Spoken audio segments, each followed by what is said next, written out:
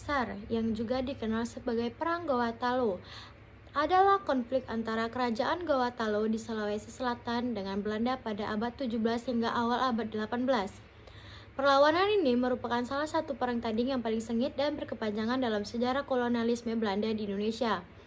Perang Gawatalo berawal dari keinginan Belanda untuk mengontrol jalur perdagangan rempah-rempah di wilayah Makassar.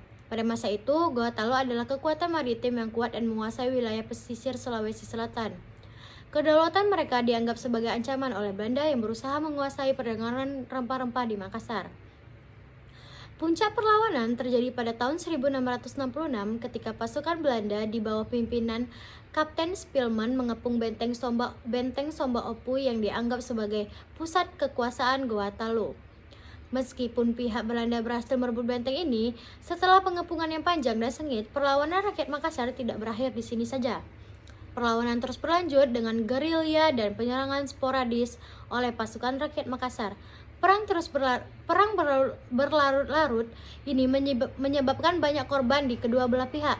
Pada tahun 1669, Sultan Hasanuddin, pemimpin Gawatalo, akhirnya menyerah kepada Belanda setelah ketidakmampuannya untuk melanjutkan perlawanan secara efektif.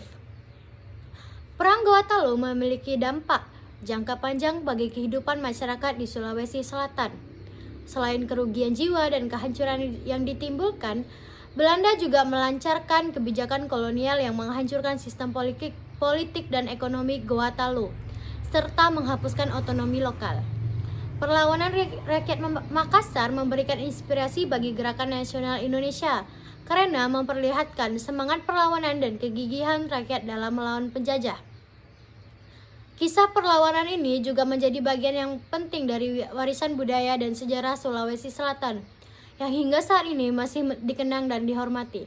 Sekian dari saya, itulah penjelasan tentang perlawanan rakyat Makassar Gawatalo. Saya ucapkan terima kasih dan wassalamualaikum warahmatullahi wabarakatuh.